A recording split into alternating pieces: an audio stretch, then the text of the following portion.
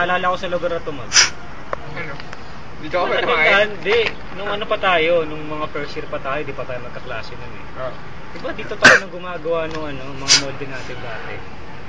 Parang nakakamiss, parang feels na nostalgic din. Ako hindi ko namimiss yun. Hindi nakakamiss siya yung buhay first year noon eh. Diba? Parang ano lang kasi yun eh. Nalala ko lang kasi nung nangangarap ako mga ibang bansa eh. Kasi malaki kita sa pera. Ano naman, pag sinabi daw engineer, malaki kita. Lalo na pag sa ibang bansa. Tignan mo ngayon, dami na kayang gera. Hindi, kaso nga lang, ano din eh.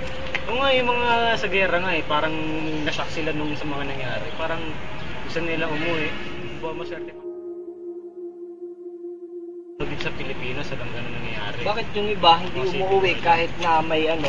Hindi, kasi siyempre may pamilya. Hindi tinitiis lang. Ikaw rin naman kung wala kang pera eh. Saglit, di ba nasa ano yung tatay mo? Saan? Sa Batangas. Ay, wala pa. Ikaw yung nasa ibang bansa? Oo, nasa ibang bansa. Wala pa nga ngayon, hindi pa nga umuwi. Kaya medyo ano eh.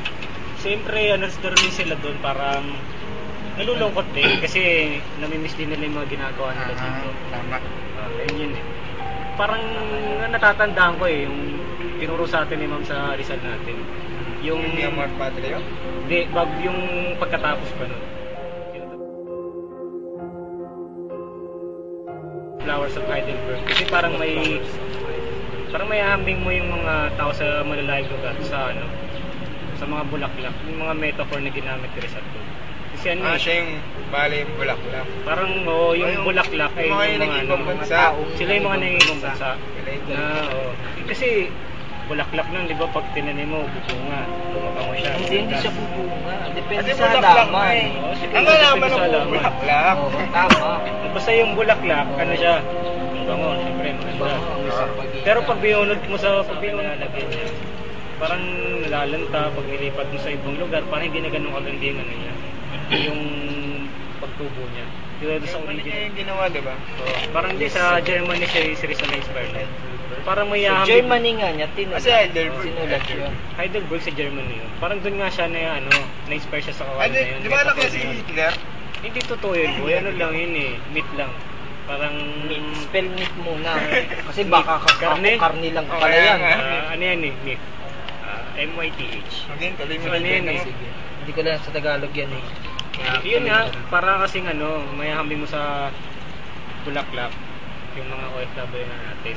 So kasi bago naman si Rizal na inspired dyan, nung pagpunta niya sa Barcelona, Spain, alam ko yan yung, hindi ako nagkakamali, yan yung una niya. Nagkakamali ka kaya? Palagay mo na lang hindi. Kaunang pinuntahan. 1882. Ipagpalagay mo na lang na yun ang una kung hindi kayo naniniwala sa akin. 21 years old siya. Kasi doon, nakabasa kayo ng libro ni Rizal. Kahit konti. Hindi kasi boy, ganito yan. Doon siya una na-inspired. Tsaka yung tinuro ni Ma'am, di ba? Oo, doon siya na-inspire muna. Na pagpunta niya doon, parang medyo na-homesick siya. Parang gumawa ngayon siya ng essay para pakita kung gano'n niya kamahal. Ayan na yung Mi Amor Patrio. Hindi, Mi Amor Patrio kayo na sinasabi mo. Mi Amor Patrio. Siyempre, parang layo mo sa lugar mo, nakakamiss na naman, mga memories mo sa kabataan mo.